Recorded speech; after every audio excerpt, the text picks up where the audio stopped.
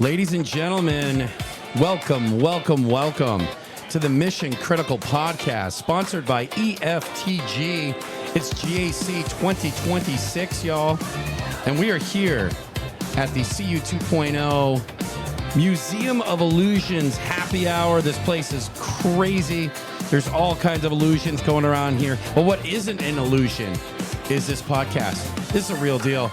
I am your host, Jonathan Taylor, JT, with Bank Social QSO and CU Spotlight. And I'm David Dean with EFTG. Thanks for being here, David. Thanks for the sponsorship. Thanks for having me. Great working with you. All right. So, man, we are knee deep in this thing now. And we have our next guest here, our next founder guest, Alexey with Boucoup. Welcome. Hey, thank you. Thanks for having me here. Of course. Now, is that Boucoup or Boucoup? It's a great question. It actually turned out to be amazing blessing in a way, because people started questioning, so is it Boucoup? Is it... Well, I had a demo once, and the executives in the room were like, we have a wager going on. Is it silent P or do you pronounce the P? I'm like, doesn't matter as long as you remember. I love it. As long as you talk about it. So it's awesome. That's great. Well, welcome. Thanks for being on the show. Of course. Love it. Well, listen, we're big fans of what I like to call Boucoup. I know a little bit about your business, and at EFTG we just love founders and their origin stories and kind of how things happen. But we don't like the boring ones, the polished ones, the ones where everything just went perfect and there were never any problems because I'm brilliant and that's the way things go. We want to hear the true stories. Yeah. So I know you guys have had kind of a big moment, a pivot. You started out in one direction, had some success, and then decided to change course. This is a very, very common thing. As at EFTG, where we invest in businesses, what we always look at is who is the founder, who is the talent around the founder, what kind of leadership do we see? Because we know that there's often going to be a pivot. And it's not even because they're off base in the beginning, it's because the world around them has changed. Yeah. So talk to me a little bit about that moment, but let's get real. Yeah. Well, my first company that I had was the consulting firm. We were doing mobile dev when it was just starting up. So I was in Silicon Valley when everything exploded, when iPhone came out, Android came out. So I was in the right place in the right time. But at some point it was kind of building someone else's vision was fun, but it wasn't fulfilling. And a lot of services companies thinking like we want to be a product company. And I tried multiple times to build the product while we had people on the bench, and it never really worked out because there was no ownership. Our main product was consulting.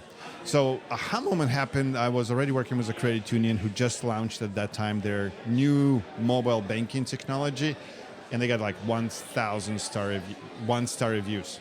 Oh, it was so bad. And CEO, What year was that? That was in 2017. Okay. And that was out of 5 stars, just to be clear. out of 5 stars. Okay. Yeah. It wasn't a 0 to 1 range? Yes, Okay, all right. Yeah. Just checking. It was really bad. Like the board was, the executive team was in a hot seat. And the CEO of that credit union, he knew me. He's like, Alexey, aren't you guys who know how to get it right? We're like, well, yeah. And that's the aha moment where it's like, it will take you $2 million if you build the whole thing from scratch for you. But if we keep intellectual property, it will be 200, and you just have to help me sell to other credit unions. And they said, sure. So that's when I knew that we've got something going on. Like for 6 months, barely slept. But in 6 months, we launched the first version of that, and it went from 1-star review to 5-star review. And that's when I knew that we've got it. And so wait, I'm sorry, real quick, stepping back. You did not build the first iteration that got the 1-star review, or you did build it, but you didn't build it. Yeah, we with replaced their mobile technology with ours, which we built from scratch. Okay, got it. But that's when I had a choice, because I remember it in my past failures of trying to launch products as a consulting firm. I knew that without having that as a focus, we were failing. So I had a choice, and I decided I've got to put all my eggs in this one basket. I'm actually going to shut down profitable consulting business and focus really on this, where it's our creativity, it's up to us, and there's already product, there's already market. And that was a pivot. It was a little bit rough because the mindset of a consultant is a little bit different than the mindset of a product owner. And I was really wanting to make sure we do it with our team, because we have family values in our company. So we want to make sure we promote our guys. So there was a lot of relearning. How do we approach things? How do we focus on things? About how big was your team at that time? Our team at that time was 35. Okay. Yeah. That's tough. That's tough to get everybody rowing in one direction when you shift gears like that. Yep. And some folks left, and that was okay. That was their choice, but that's kind of the journey that we got on. So I'm sure it wasn't one thing, but if you had to put your finger on one major contributing factor to helping that mental shift with the team, right? That redirection, that pivot on the vision. What do you think was the most helpful thing you did to get them there? Well, a lot of people talk about vision, and as a young engineer, I actually didn't believe in any of that. I thought, it's big corporation. They come up with some visions for Steve Jobs, right? Whatever. They come up with some words they put on the wall. Nobody cares about it. But that's when it was becoming needed. That's when we were focusing is look, our goal is to eliminate the fear of stress of money for the people. How can we do the mobile banking in a way that eradicates the stress of money? And credit unions will be great partners for that. And that's where when the guy's oh, okay, I can actually think of what in my banking experience was gives me stress, and I can figure out how I can come up with a solution that makes it less stressful. So that's that kind of vision, empathy. That would help engineers and product guys and designers all oh, I actually get to be creative. I don't have to wait for the client to tell us what they want. I can come up with my ideas, and that really started unlocking the creativity, the momentum, the excitement of that. Outstanding. I love that.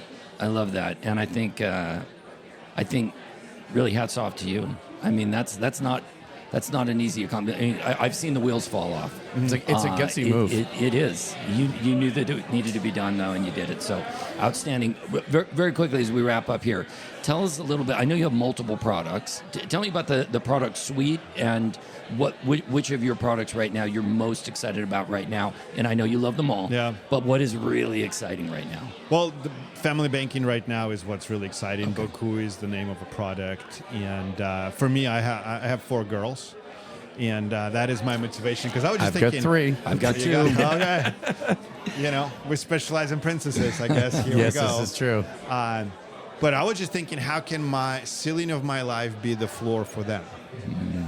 And teaching them about money, again, I believe money is not the most important thing in life, but it does impact a lot of things that are important in life. 100%. So if I can coach my kids to be good with money, but with money being more and more virtual, it's becoming harder and harder to grasp them the concept. So that's where it started.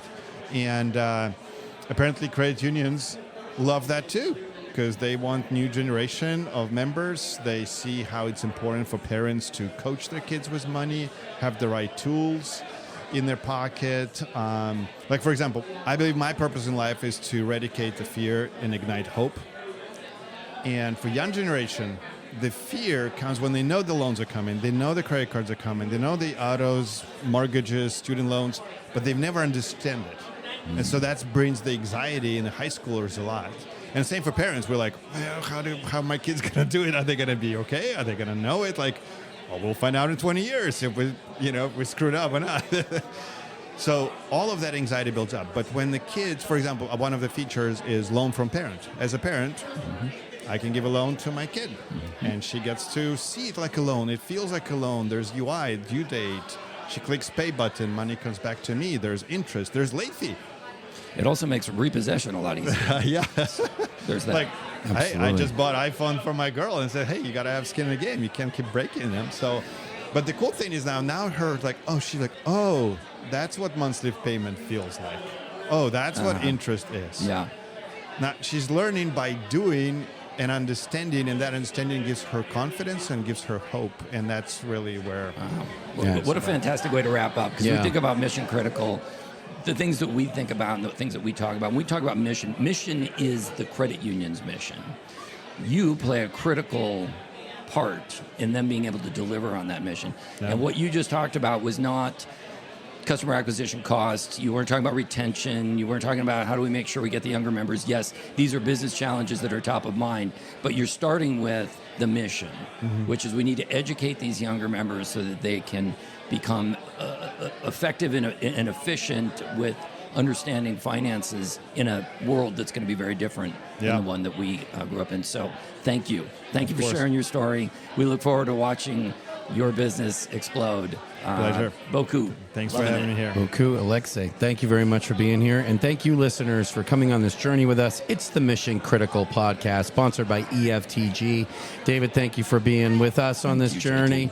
And listeners, share this out with somebody who needs to hear it. We all suffer from a crisis of awareness. So let's get it out there. Let's spread the word, and let's help some people. Take care.